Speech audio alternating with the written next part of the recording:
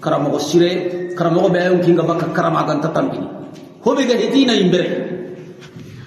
anda telle imbe anda yangan kata nyati imbenga yomkinte su mai imbenta ganda nambane Allah subhanahu wa ta'ala oti imbenda ngane nyaki sielo bure Ibrahim akam na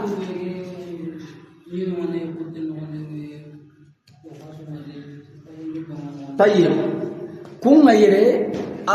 agara kebe tirndi tumma salo kana goli ogana goli ndo sagandunga anda imbellam ko tengan nani nyino ngadi funyu ngadi sama ko ngadi ko suka kento mo be tayyib keni Allah diron ta ko nyai hada maramenda parce que amma imberi ko anke nay nan ta nyagoli anna inan ko te nyagui anani foyon kitengan angana imbelle hobe satenga he ana uru bakkat hobe satenga di ana to kada na bui junubu wanga kedi ba junubu la hay tan no nani sokono anton geke paf anna fantangam ko anna nyem sallam anna funyam ko me anke nay nan te nya soko amma uta kan ne magana di fasarin tonge sa pat ana yonki denga be Allah yang pantenya na haram-haram memakai sudi deron tamu dan anga makto amma ngara fongalin te nyawari na uta kan ne magana taw wori khajanu ngada barni kona te khajanu bagada ga bumar ha gumu ngade ang kabbu go wonda ga nyina rage wonda ga buwal lage wonda ga nyonkul lage aro gammendi kada imbellay sasa kada imbenya ray aro ko te di kada yori amma ka ga magade kada imbellay aga na buino kada imbenya ray tayi kamangan no kunkurandi amangan cokyon kurandi angan dikyan kurandi angan te kurandi anda kauma me yanna imbenya runa ina bui tayi fobe ga nani keri junubunta famana utakan ne maka aroyeria kada sudo maka bugu una imbella ina tuntu gammendi kummendi ake haram de anda kada timbe la entatel wa alu bihi kaida ida heram munduti Ibrahim ay fera pure fajalnahum al-akhsarina Allah tudi ya nyaperdin to modi nyakumantu ngayam ko Ibrahim aganya aduna do la wa nazayna ora Ibrahim akisi waluta aro luta ibnu haram ila al-ardi allati barakna fiha katta nginya mo gada baraknya nginya kebedi tangi honun ci sudan ngane woni wa habuna lahu ishaqa wa yaqub okini ni Ibrahim illemme kengani ishaqa re nyugo fillandi ay garim pana kerem me sarata na nyille lemme kinne ishaqa kengani yaquba nafilatan kenni jidi ay nahila or lemme naam kismare kenni nahila nyai ko da kenya kapama ga Ibrahim dangane wa kullu jalna salihin ko ho ga do ni nyako masurunya nabillahi ishaqa annabillahi yaqub idi fa Ibrahim Allah to di sunya Allah ko masurunyo di annabi nyemunya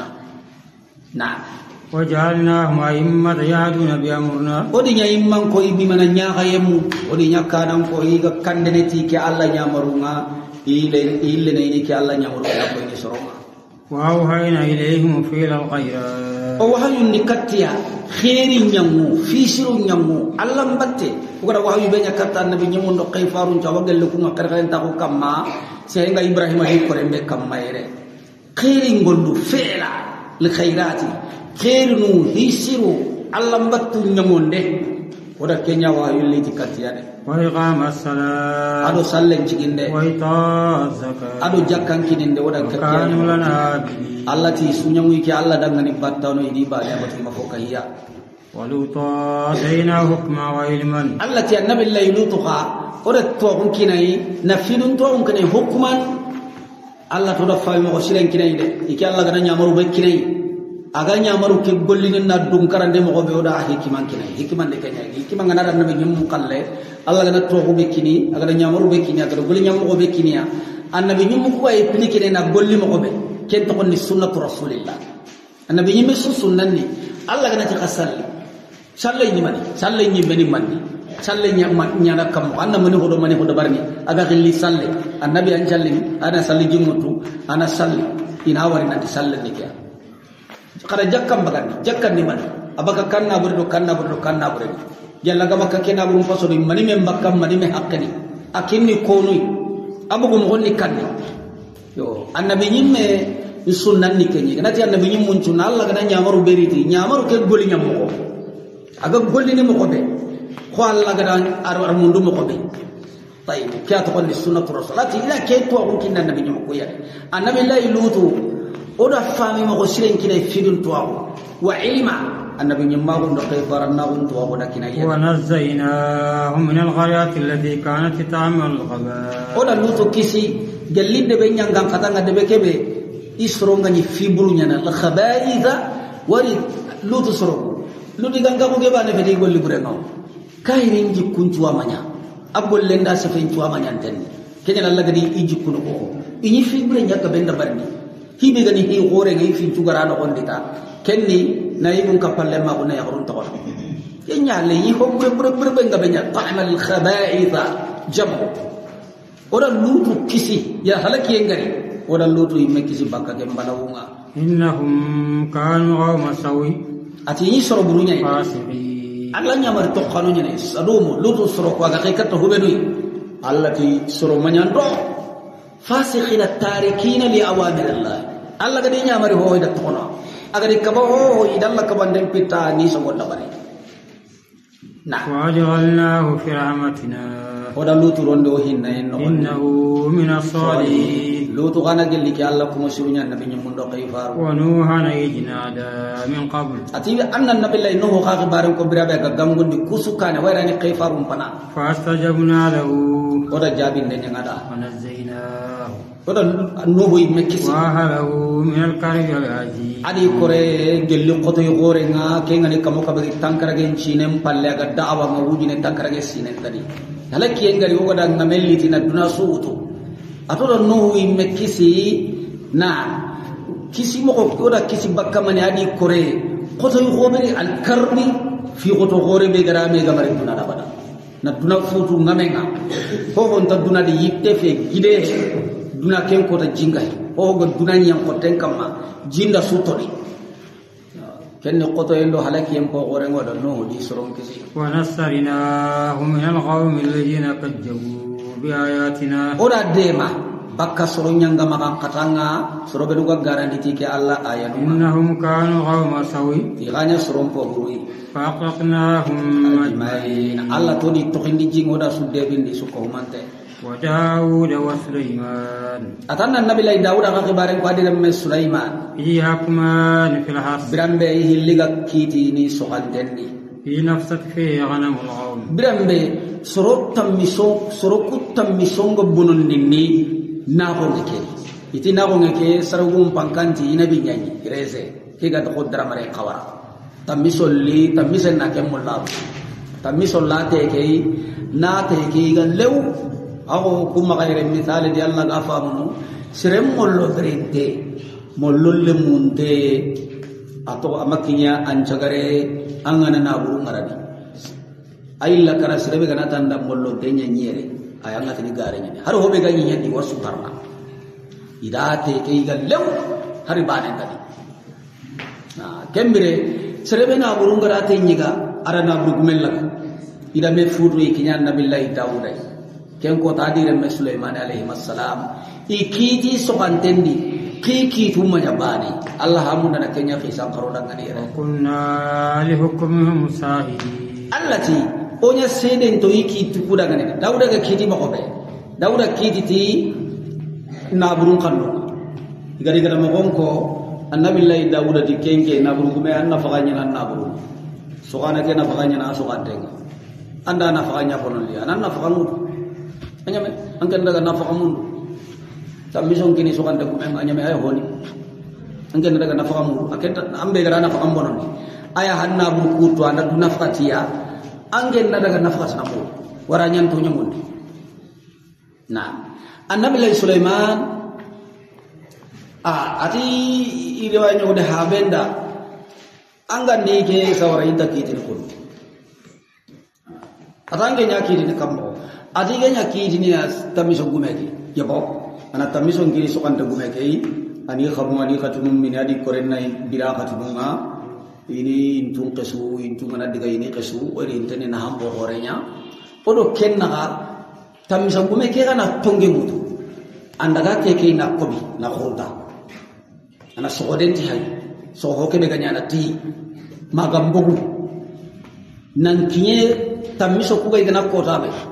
misale dei jalli itiremme kega bobunna lemu aga kinye palashi kebe tamiso ngadaiga tege gana kinye kem palashi nga potabe te gumen na ille katti tenga anana buru gumen na buru kinari na buru na odo kenna anana buru kuna gani ani biranda ni soroga abana faga na bakini ni na faga nyika bakini habenti lem atanda ke kiti ana kiti tongonde Allah da ay nyankandati fabe ke Sulaiman kiti ke ana kiti tongonde fa fahamna Sulaiman atora kiti mpabundi Sulaiman ade wali Sulaiman dan ke kiti kundu hikima ngabe ngakiti na angara urugo tonyo mundenga subhanahu ndo na burugu munga tonyo mundenga kore subhanahu ko ni na burugu mungu na burugu mungu ani subhanahu soro hilli hede na burugu mungu ani subhanahu ko ani na burugu mungu o anta bunu de banu ko o na jamam banu ko o ambiri ni nginya banu ko gumbanu ko asu subhanahu sona ko kangara wori diga mengala to kita no ko ani Allah ko no kita be rugo marna iga kitini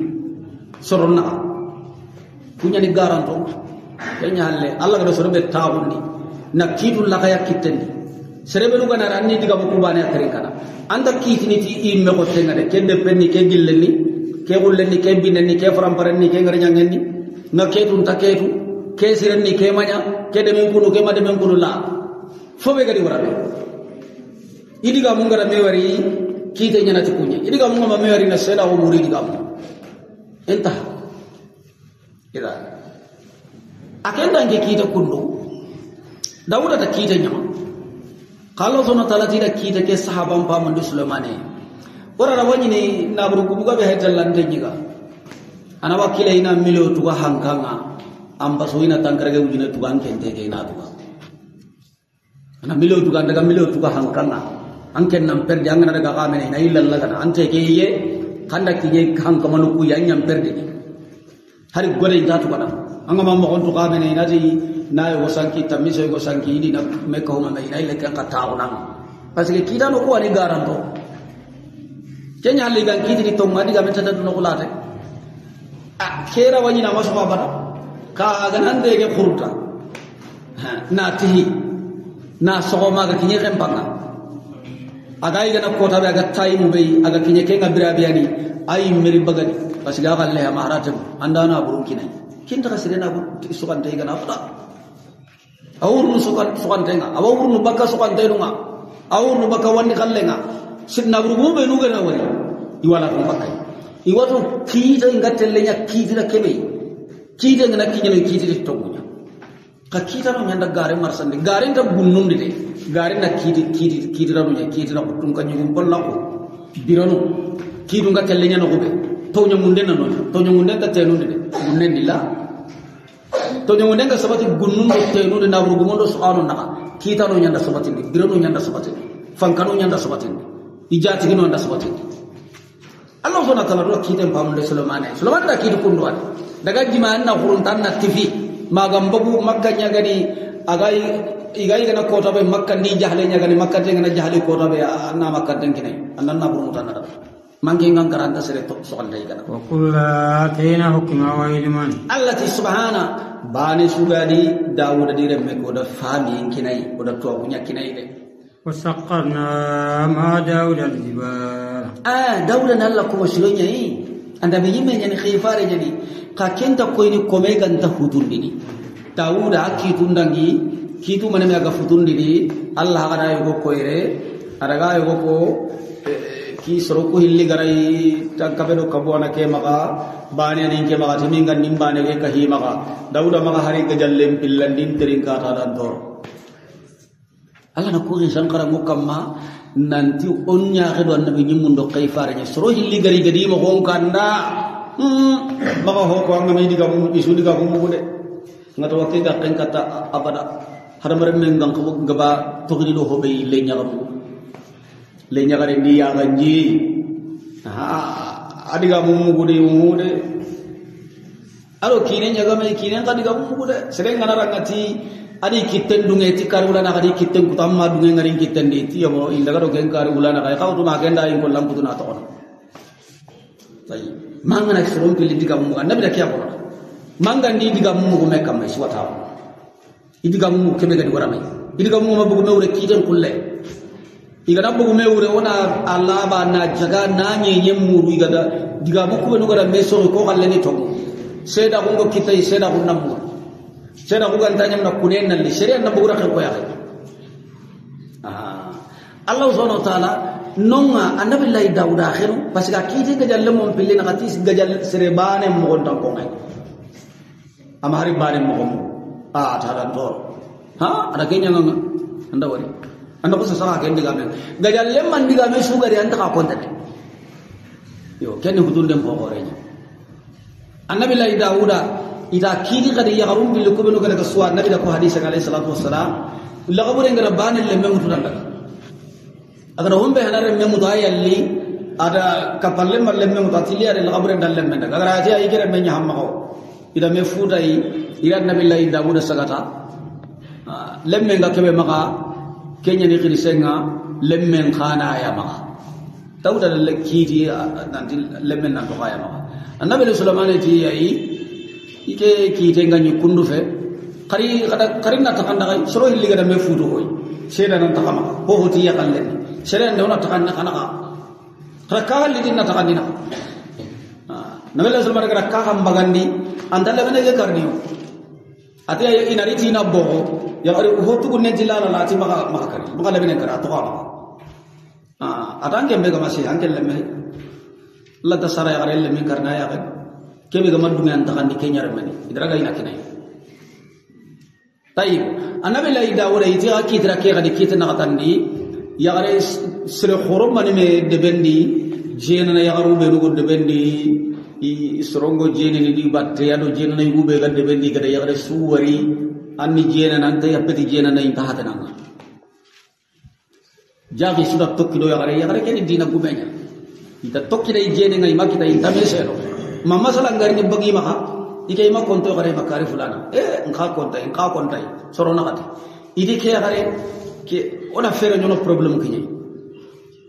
mani hona maka itu ulle ngamarna maka idona declare qadim bangi onda ga propelent qadim bangi nanti ulle ke bega maka abara yakhini igonta maka igon pingana rana ulle ke jambana do ulle ke ga ado ulle ke ga kawanne dabari da kya furu na kinya da bang alaihi salatu wassalam ida seda kun cikinda kam seda ko da hati ka garantan seda ko nyani ke ka kundi de sharia ngoro da kam ita nabi Sulaiman ti ada sere no kuna kata firi ka kunyan cede ya harake kam nan tan ke mo wanya na yebo ada soronji kila to ni bana awulle gadi man wulli ndam kenda kuloru ira ke mbaga ni karbana ko hillande kare awulle ke man wulli ndam na kuloru ni man kenda kuloru ko do bana kalle tabana sikandille ra kuloru ko do bana kalle tabana na tan dille ra kuloru ko soro na gadi hodo wullen ko taguma jado bana taguma chunga bana wala ati kagar kata mesero kini palanya kaga da sago ya kare kamai di kakari ida kyan ciki irsana gumenga kakara na blam abzaid al-qayrawani ati srub gana sede ya kare kamati jenenga kasro na kati anya seda no nanti kay godo ki kare fulani jeng idi khayen di wari ona kabana banan kille na katirin da kanta mesero soronci kisun diga men daga karana makan kutu neti ido serena katandi diga men bugu meure serena katandi ke da makan kutu kontondi ike idi wari ogari ni iwo kompendi iboran to ngasa kabare ka golle ida nyaba mi manya ike ya gemang ke ngari kodi ike mo kodi kutunda seda kun kine nanti danya ka kun joro sikime da seda kun kine nanti danya serena nakata tanjege ja kada wari ko kemo ko ke kakunde sida ta kaga nyama ko kompendi tay golle da kakunde sida kaga di boran to ngari kada golle parce que islam ko anto umma kinye fohoy anna corona khempendi do nya surtout sida kunde kira ida Allah subhanahu wa ta'ala ana kusuti na nanti haramar men matti me khanga ne qata anyana hutunde nyen no kubel la ga yamana kun hutundo ye galla nabi men kita nabi Allah Daud Allah yang patenga makhidi na'am haraga naga kitu ku sahaban pa mun annabi Allah Sulaiman atoda to gunya kini suide oda fami mo ko sire nyakini suide findo to gunya kini tenni sui musaqqana ma Daud al-jibal oda gidun kaya kahina annabi Allah Daud sabbihina iga subhanallah in kono da batte oda kampinton kaya da Allah da kenya nabi lai Dawud aka nellungoye ada ko shirawo nabi lai Dawud anda subhanallah in kono gunnenga anda bugu tenkillu agane jaburin karanga anda la fin kono yelungun ni kannenga la daya ke wasa kaba ko ore do ko shirawo ho ore do ko diron ta ho ore agane subhanallah in kono nangiri kande katina ko mo katti gunnenga sasa yelungun tuana subhanallah in kono da batte itu na kono da batte ya gidu yusabbihna isugas Allah sononi dabat ya kan dalu ngai ragarati daura ganati kada khirigalli njinga agana jaburi nya ka taw kamera tampille so igana irin nan tebra mo oda sinkre ganji dinan duda sasa kya pare kenne ni kamera do tampille chora da Allah fasul insan kene na kan dalu ngondi na kitaben karangen no ndana Allah da khuringalle kinai arawa karangana kanne nyele matta nun nyeri angana ke garan kanne mu wangoti ni kelli tuwana tanai andai illa ile manangati ni tuwana tanai karna andai illa kanne ke ile manangati ni tuwana tan awakele mande nyana maga ke tawu dingira du jari bane so ngati ni sere na do sere tabala ka ke suna kuna ke har mare menga naqas Allah ti subhanahu wa ta'ala oda gidun qayada batte ga subhanallahi kono daida kampinto وكنا فاعلين بونيا كيسو نيامون دانغان نبي داود وعلمناه صنعة اللبوس لكم oda tuindi londi hol ndabarindenga lakum khada صنعة اللبوس gajandroke nambe kan patalan ndabari ogati ni megandro kondo gajandroke alla la to ngina nabi daud hanai anatum kangen ndabari namme hen khaja na giden khaja nanya megen anak katuna ndabari kafa ngana ndabari labonga na ndabari kufununga na dabari megen patalan manga na rondi gejan megen ngana ri gejan nyoken ngana na kempe megen patala kudo megen leheranga angkana dam pallan tan cuhum kita anyo ki gatokai Allah to rakke to ngina nabi daud hala ana keni kakum pada meremuada atwa gunda me cenda na hanna to kada ngalo na gilli litawsinakum min basikum kudo kenna hattanga gelli aga gajangen to kenga Allah rakke akini annabi nyimme ngade nantana kinoi ona sera aka kumbe ga qur'ana sana tibe gen jahay gare Allah kudai gore gare Allah rakke akini annabi lay dawle qatilakum kako haramare mo kutunda lituhsinakum min ba'sikum kaga jangende anga dalle mando ka habe gari aga marabe maghallabe be katanga aga do tamme be agarni nan don chuha minister rungaru ne hakele ki me lera howan kare howan pal aga jandur ki dabari denga be me khenga na la tab abro ana khempai mahralle me ngana ri agal bene kenye antakki janan no honga kam me khenta am botam kunchen boton haten lutti hore duro mekenta kellon ay kenne kortanya kenna Allah kutanya kesu kam mainati qur'ana imodun nagenya qur'ana ti qur'ana yebo qur'ana be gadi na Allah kutati qur'ana na qur'ana mekeni na sobellay na yelema na fokahu ayega na fobaga shaytanu nyagolle di gada barni yebo iwakinanga anga hariti karabe barhanda gili igana marha ni mera kengana tenganga nyana jiye jinyam bakari igana me kenya ranga tolomini ka ira kunya ni de mabakara ni de ala antum sakin atla dakya kini Allah gade hinu be haramara mudadderon tahu aratu on kini annabi lay daud wa golle sunyana ti me kenga da to on kini annabi daud na giden dabari na khaja na nyam me kenga ala da kento on kini annabi lay daud halal golinya nyokke mpo hoddambe nan daga waram me kenga dabari ho do daga gilli asu funte bakka kenya na lanya malla garu nam patenga gaja nyokke be gana daga khempene Allah subhanahu wa ta'ala de qur'ana ka kisi gaga denga fa hali antum shakirun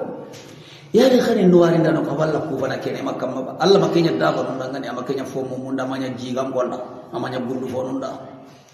wali sulaiman riha asfatan oda khayande nyanna billahi sulaiman dangane asifatan hankan dundo fanka sembente asif hankebe do fanka ngari ni aga khenun dindini aga karandini aga itu khorom bugutini oda kesu gaya nabillahi sulaiman da nabillahi sulaiman kana nyamaru fi amrihi awurnuti sulaiman nyamaru nyalla da kenya ga bane da dunandi haqqati be aga defilene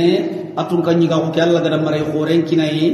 ay megara Allah nyaga Allah mare kini ngatun kanyi ko be ganta khawasire tan daga mar nam pallo do nagil annabi nyimma undo tun kanyi ga undo bannahu Allah bisukina annabi sallallahu alaihi iti aga defle ne atun kanyi go anna taau amara no ko ta kare kare de sinin dini ko yanga ke na dangi na ti ke de be hulane soronyo no ke group hulane ne ke igri senni karsa hulane ku ga jangati kahanya ku ga jangati labonya ku ga jangati tammenya kuni gundangumunya arame suganari sawi suganari to onko khasuna sinja kamma silo sinta jogoyi silo sinta moy man nabi sulaiman bati haqqatin ka dangini itila khasara in challe nyana gani aga sallini aga tewono hobe kiyan xam do fayinde oni tari kam ko sirin anke kana kip ketla fo kam la khasran ke bemene futur lo so ngam bemene fajrin ke bemene daru anyi telenu nya do bido sa ke amon tele ho ke ani annanyi mem anna ira mem buru da wa ma ko hamre sere kunyi danun kulliya nan kunyi dinan dangi irini na jagan janu masakkan di dindaga asuga jimme ku telephone kam inari yo kemutu mangkaranga nandaga ngaji mi telepon kam hay mi ho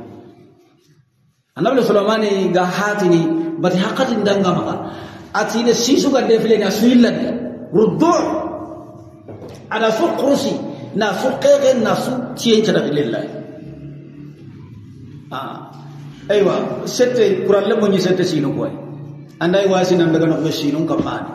do militaire mbakka be gattelle jamanga nani tamane me wujine sino ko kam ara sino kay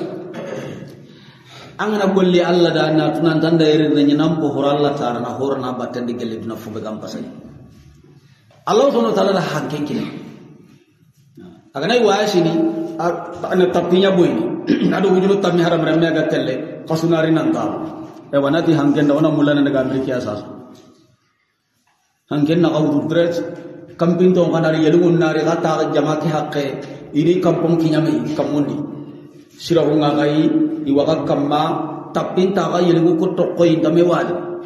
maka gan kinya kayang karang tapin daga kayang kada kayang karang ko sanki darno gandele kuram berdin da kita trompainya da sidanya kenta ken ko tabi o makambi yo Allah subhanahu wa ta'ala atura kenya annabi sulaiman da na hanken qayada hangen murnutanya marini agada ti dago warano ko andan jewundi fo bagantanga ajonde ki hakati mako sama doke fanken na utana dengan nabi sulaiman nyamaru ngama agana mulla serbe daga no ba fanken nyamar da wa mutawan dengan kenya cigi nanti go nya nabi sulaiman karanga malakul maut taribu utai agada daga nay go ke yonki laga sin agare nabi sulaiman karanga igo ke wata hona karanga ali goke malakul maut to goke faini aga faini ike hatel limasinin daga ke go ayon killa Allah tin daga no kube ga ni ga ni no katin to bicine aga buguti Sulaiman karanga igo ke ka hay ta Sulaiman karanga yere bira ga be ga yere no sini naka kala ga ko ke be iyani na'am la ya'suna Allah ma amara wa yafuluna ma yumar malakul maut dag agadan kita ingonti Sulaiman de kira mulan daga sini sasa Sulaiman da fanken nyamari fanken da igo kewutu nan daga malakul maut sama malakul maut warini ikandi agan kawana yon killa gan go fanken lina sigindi malakul maut ada yon killa la budda kallen na nyine asa gante ita bugu ta annabi Sulaiman atanya kammo kaga dangina da ke goya tinda yon killa ga sini sasa kenya ciki dangin ta ga gamma kadi ka to afai Allah ka tiken daga yon killa ga sini kida yino anga kallan ko be haju wanki no koy anyon kimbaka jamane ki halle abaka gunne nyadi dingira suyi ko kuna meje lagiti gelli daga nan kedi da maka daga ko mi toronya ko to din tahutu kenya halle ke gurenya ni Allah tiya yon kimbaka kare ni kille nyadi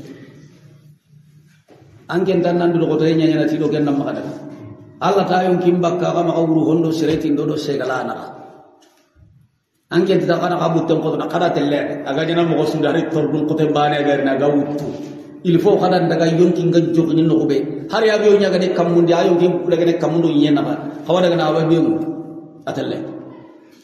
yana kiyana yo kinga baka wajib non tarniu anyante ida Allah subhanahu wa ta'ala fanken qaya Sulaiman dangane woni awur mutanya marunga إلى الأرض التي باركنا فيها كتنجي نمو كدا بركنا نيجي كنا بكل شيء عالمين ونك وانا ngati fo dambe so ومن السيئات من يقوسنا له awagel shaytanum poga boga di khaya Sulaiman dangane ho bedo tumni jindi nan daga nyangare ndo nyagare mbaganda do kebe Sulaiman gamul la ya'maluna amalan duna zalika wagollini gollu fo bedo ga hitikenga وكنا لهم حافظين الله توني سودا غني تانغا دنا الله غندو تانغا الله غندو كشي الله غندو تانغا الله غندو غندو چو غندو تين نو چو نو تانغا نيار جن نو سي جان نو سيطان يا الله تو کا بندا پرنا چرا من الله و السلام عليكم